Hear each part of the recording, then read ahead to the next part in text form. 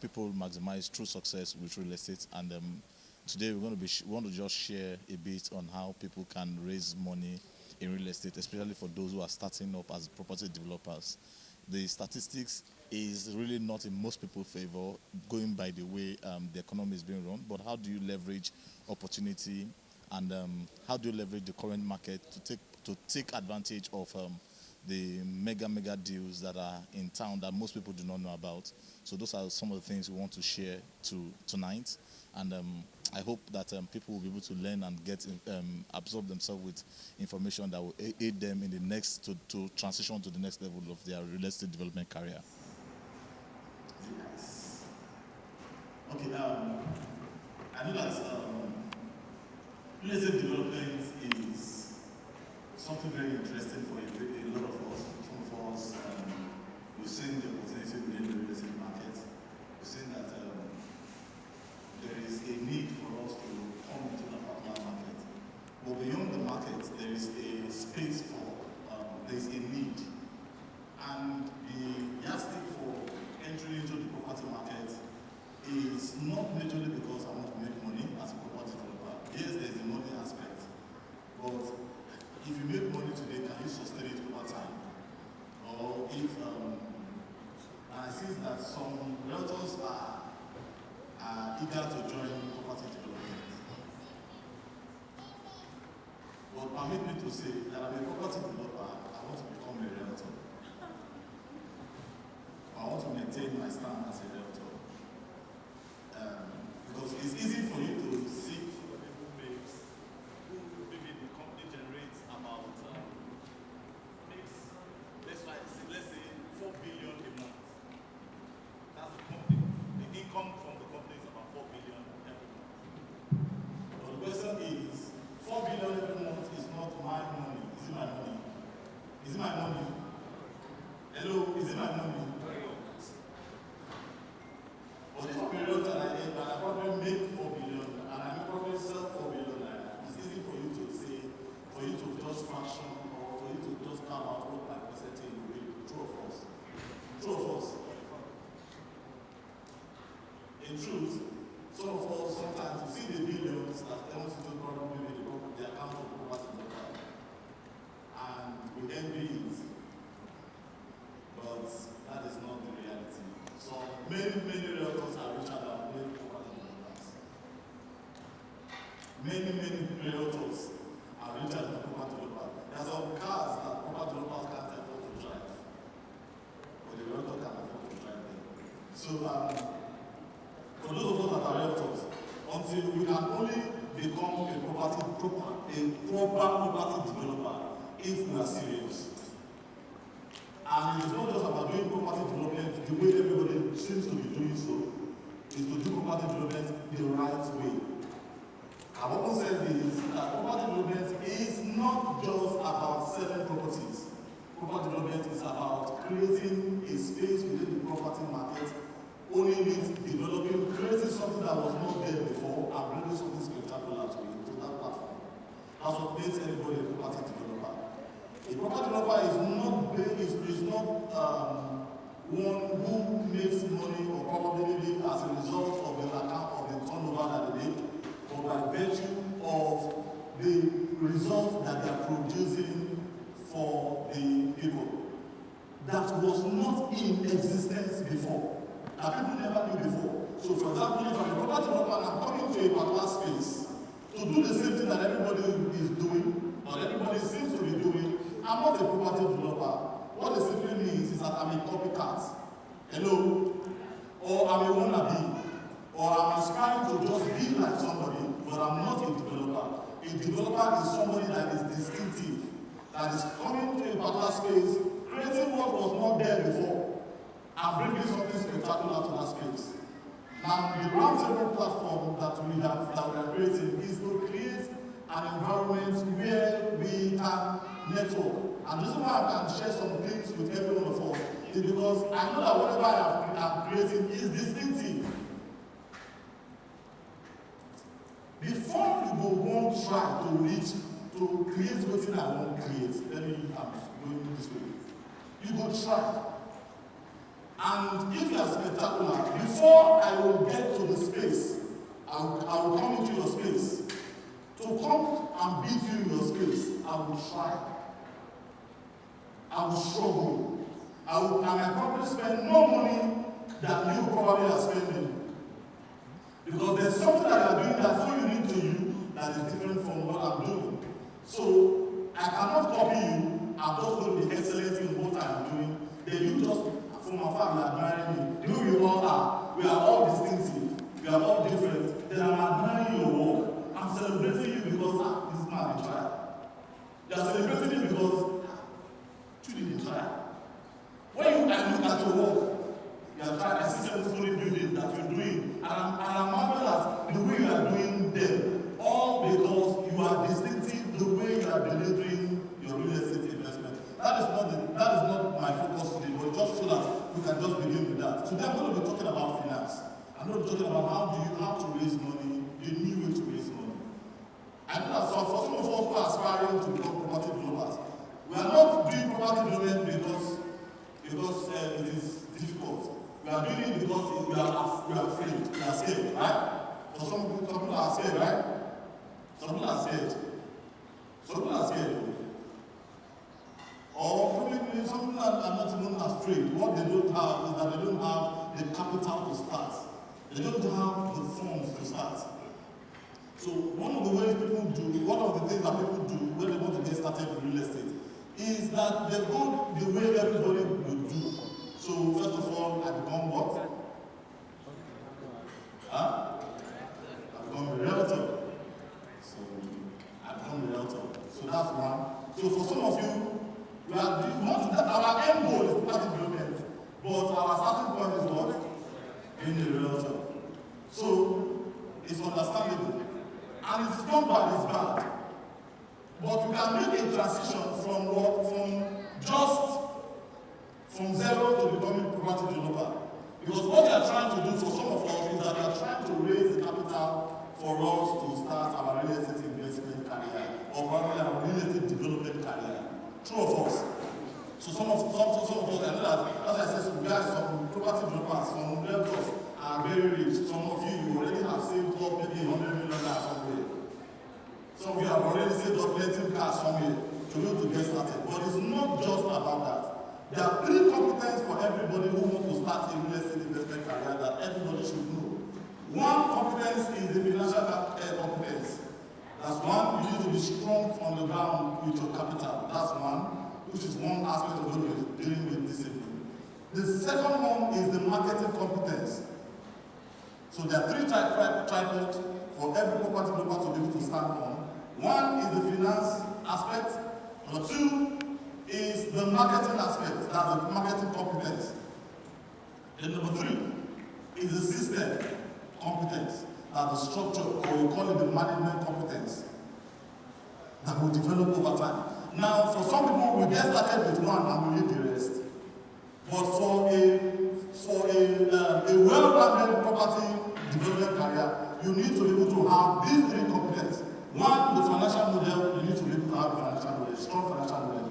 Number 2, you need to be able to have a strong marketing model. And the third one, you need to have a strong system on ground. That is, you need to be able to set up your platform or your company so that it can work without you. Or you need to have a structural or a management system that makes your business sustainable, that it is not about you, it is not you going to do, it is not about, you can start taking people to the site when you get started, but it is not going to be your duty, because your duty as a property developer is to provide leadership. and to provide, to be able to scale further than where you already are started. And there are 5 levels that everybody, all of us will go through, or 4 levels. I'm not even starting my slide, but I just want to be able to use, to be able to build a background.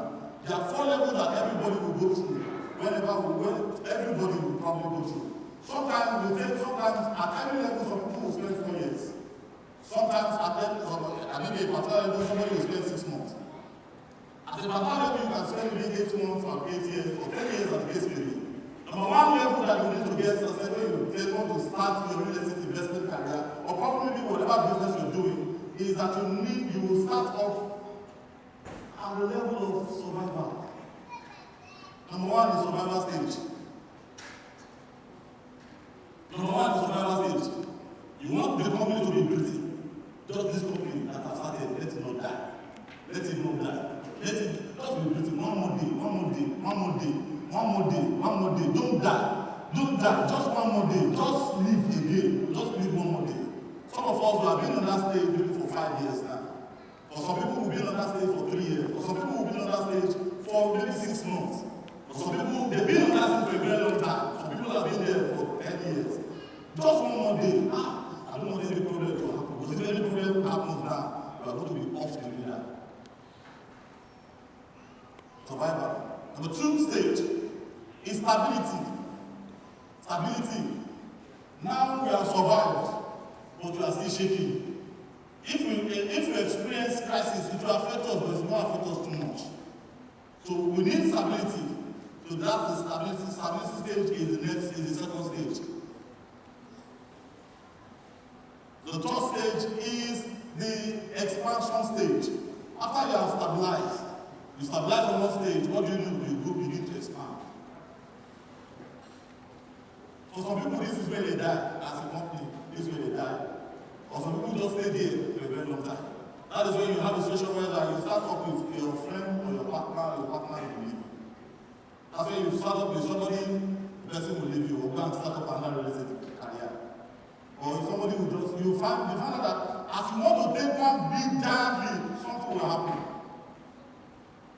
And sometimes you may feel a drawback because you want to expand. And your capacity can't allow you to expand because of where you currently are. So when you experience that, for some people go back to plan zero when they want to expand. Starting real estate, it's not so much about how much you get started with. It is how much your idea and the courage that you have on the inside. First of all, do I have the competence to be able to ensure that I prosper during real estate? There are 4 pillars, or 3 pillars, by the way, that everybody needs to be able to have to be able to build on their real estate career. 1 is the marketing competence. 2 is the system competence, and the 3rd one is the finance competence. Do I have cash leverage in those areas? So if you look at yourself and tell yourself, okay, that you're confident that you have those elements, then you are good to go to get started with the real estate journey. But some people start with one aspect of the competence, one aspect of those areas, and they're able to build on from wherever they are. I'm glad that there's somebody in the house who was part of the people I was talking to when we were going to start. Kemi. Please, help me appreciate her. So she was one of the people I was talking to when we were going to start. We were going to start our first project, and it was going to be the first of its kind when we were going to be doing it. It's a 4-story building project, and it's the first. So, lot of flats. The first thing we did was to set out a niche for ourselves. We were coming into the market. We want to develop 2 bedrooms apartments. Nothing other than 2 bedrooms apartment. No 3 bedroom, no terraces, no semi-detached. Because of that focus, it was easy for us to know what we needed to build in terms of financing. And as a result, it helped us to channel our energy. So what did we do? Number 1 thing we did was to use other people's money. I'm sure you must have heard about OPM, other people's money. So you had friends and family who you could talk to, and then you also had people who you could talk to who will invest with you, and then you give them return. But we played down on that because you were starting out, so you were not so sure if you were going to make so much profit for you to be able to pay people back. So we developed another strategy. It's called customer funding. I'm not sure you've heard that before. Customer funding is when you sell off-plan projects. You collect money from customer, you use their money to fund the project, and then you deliver the project to them.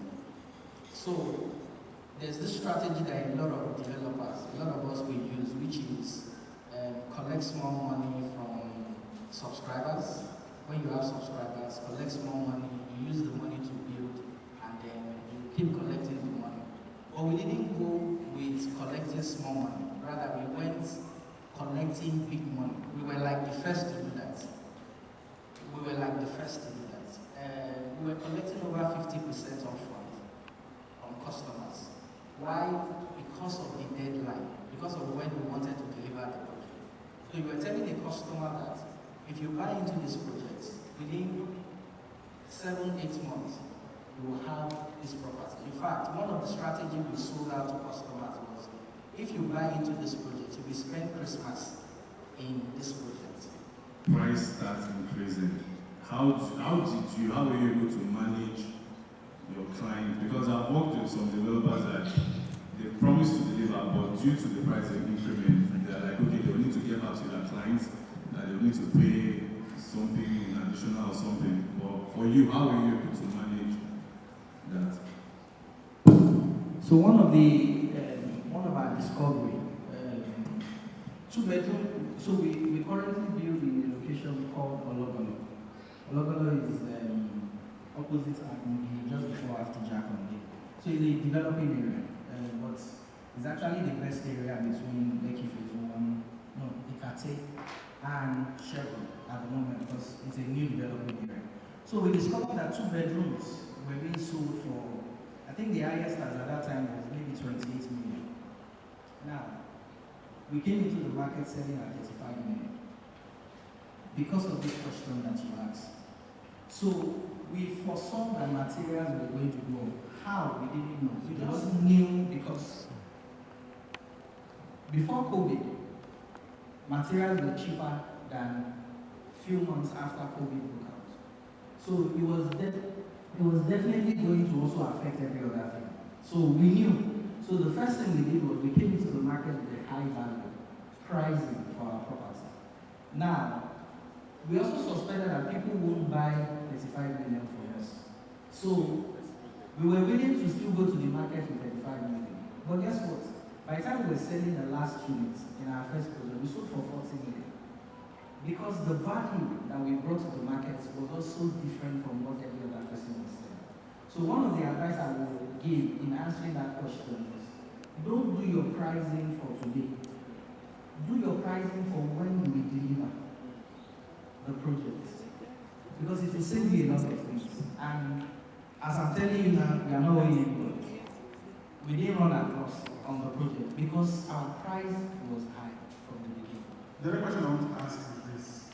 When you wanted to start selling, did you have these prototypes ready, the floor plans, the building, all the things that all the paparazzi that people want to see? Did you have them ready initially before starting to raise funds? Or it was after you started raising funds that you started doing those things? I was a realtor for almost 14 years, and I was selling prime properties, Ikoyi, VI, Lekki. So I've done research across board and across the years. So all those floor plans, we had everything. 3D, we had everything. Floor plan, in fact, we were selling the floor plan. And let me just share a short story. I moved out of where I was living, and 2 weeks after I moved out from the house I was living, my former landlord called me. I said, my wife told me you're about to start a project. I want it. I'm interested. Oh, we are interested. So let's agree on the price. 2 weeks after I moved out of the house, and in another 9 days after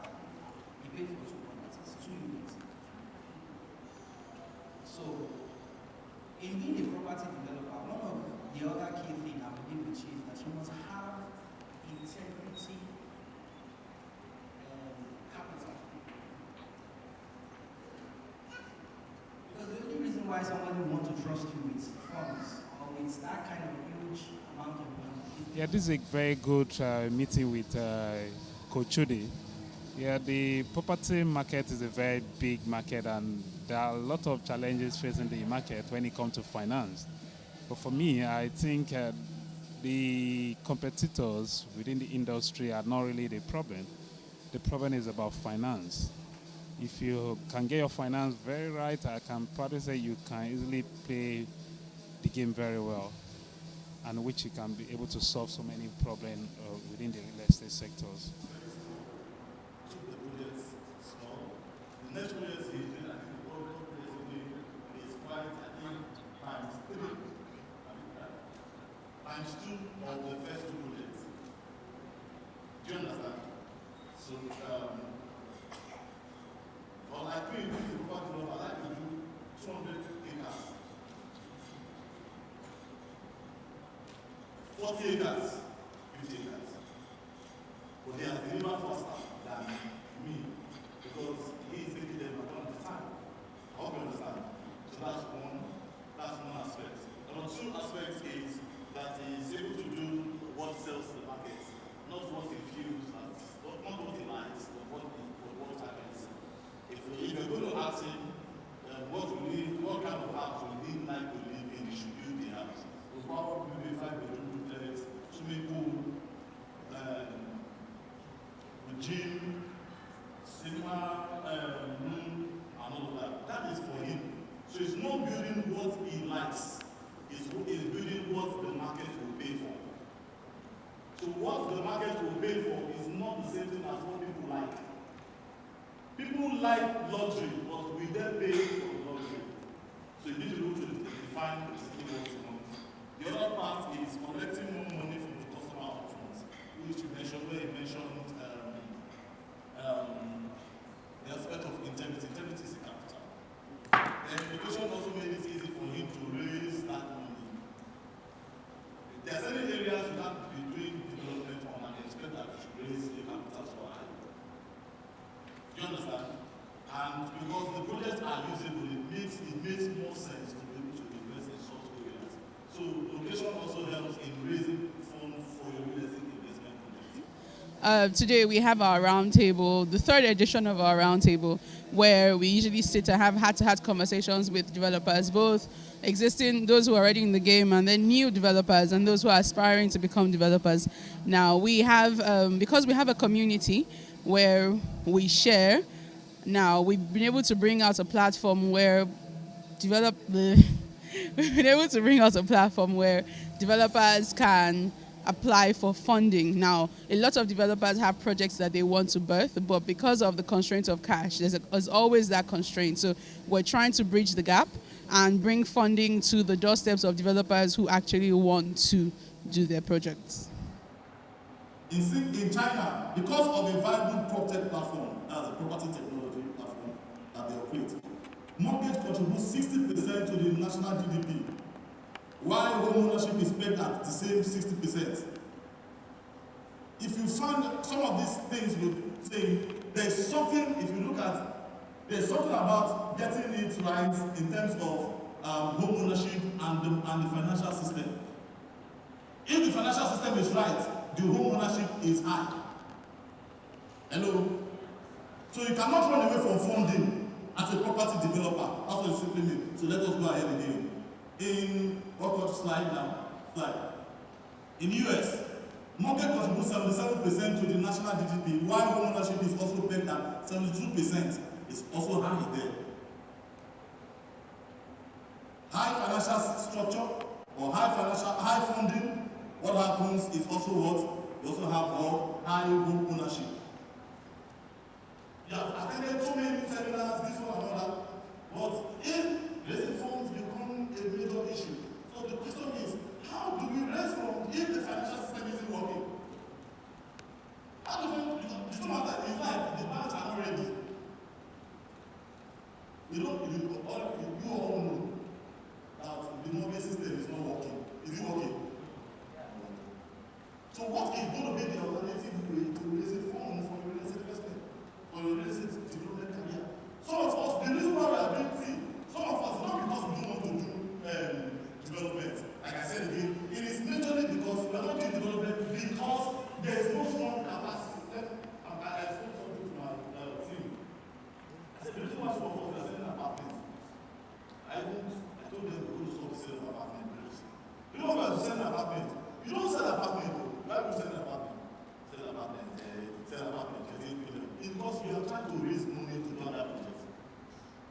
Well, I happen to be one of the speakers today, and I talked about how we were able to raise funds to finance our projects, and I talked about two major things: one, using other people's money, and two, customer funding. And those two has actually helped us to build our development or to do our development. Take two. The major thing I learned today is collaboration, synergy between real estate developers coming under one platform and creating a synergy for us to do so much in the sector. And one of the things that has been done today is the launch of AppRent, a platform that allows developers to be on the platform and also use that opportunity to raise investors for them to invest in their property so that their development can be fast, quick, and sharp. For something dramatic, 2,200 subscribers in 2017, and in 4 years they will be close to 220,000. I'm not just giving us access to something where we need to be able to do. Sometimes if you are not raising funds somewhere, and somewhere is growing, you should pay attention to the place that is growing. Hello? That means you should pay attention to the place that is growing. You should give attention. You should not look at the area that isn't growing, that isn't ready to help us. If somebody, you knock at somebody's door, the person is not ready to help you, what do? Look elsewhere, go somewhere else, where the money is. If you keep on knocking, you are motivated, they are motivating you, they are motivating people. I say, keep on knocking, harder. You are knocking, your hands are expressing blister on your hands. And somebody else within that particular space is raising money, and you are wondering, how is he doing it? And he's doing it so stresslessly, without any form of stress. Then you are doing it, then motivating, you have attended, you know how to motivate Africa, you are doing it, and you are getting so hard, but you're not getting the result. So there must be something else that we need to look at. And we should be looking at the wrong place. Because you know what? People will respect you and envy you. Those people who have rejected you before, if they find out that you are making success out of your life somewhere else, what do? They will begin to come and help you, right? So we need to look somewhere else. On the beat.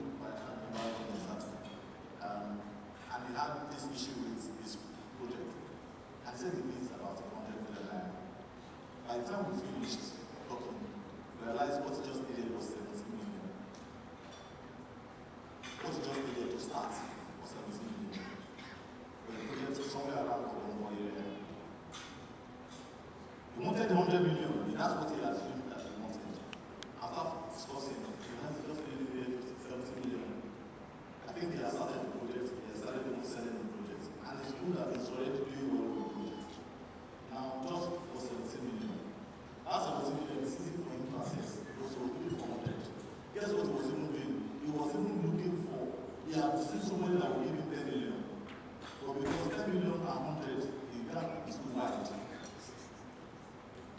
And he was going to give, if you raise 100 million, he was going to kill him. Because the kind of interest he will pay, he will die. To the point he had to go back again to renegotiate the deal with, because it's a joint venture, to negotiate the deal with the owner of the property. Trying to put up a terrorist structure. He would have killed himself in the process. That's on one side. So we need to be able to have, and there are going to be different levels of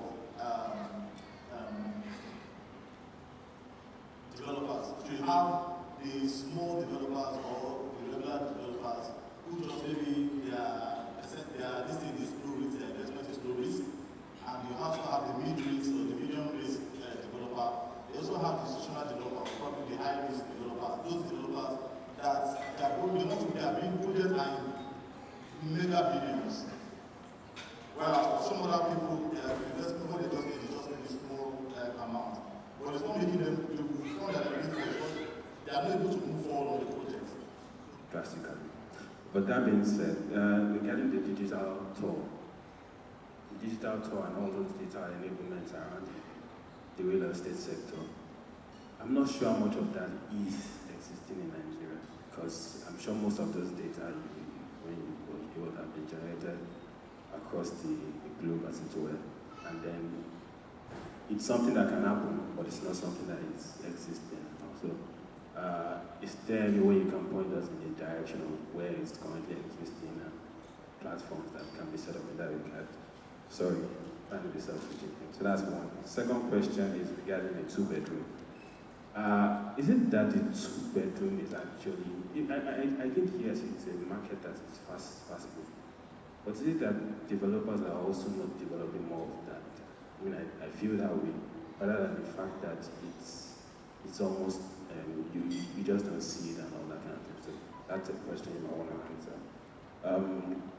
The last part is the investment itself. So because of the economy of Lagos, you find that everybody is investing in Lagos, maybe Abuja and I don't know, one or two other states. So what can bring in your developers to invest in the other states? Because personally, Lagos needs to be decongested and so on. And then everywhere we go, we are still talking about Lagos. So, yeah. I was asking for the internet, but also within us during COVID, we were not going to sites so much. But I had a platform where we had about, I think, 36 channel cameras that was watching activity on the site. So from the platform, my phone, I could easily see things that were going on the site. I think for some realtors then, I think for the leaders of some realtors group, I sent during at that particular period, we sent some pictures or videos to them during that period. And one thing we did was that we actually aided us, because every day we started something that just as play, we're now updating on a daily basis. So every day you will see something different from what you saw yesterday. First of all, because one thing that it was doing for us, it was helping because the people working on site, they knew that people were watching them. So it makes them, or that is yours. So, even though sometimes I may not even get to see it, but that can see us at any time. While we are doing this, so let us work because we want to get more pay and all that. So it increased the boosted productivity on one end.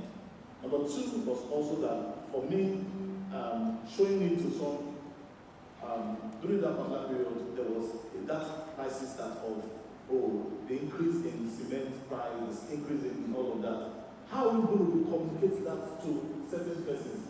We use that platform to be able to communicate, because I remember showing it to some investors of Fairfield apartment during that period, and I bet you that the response rate by men seeing such was amazing. And that's why I can tell you that some clients, there are some things that we can do and we can get away with it as a company. But if other developers do it, and they may not be able to get away with it.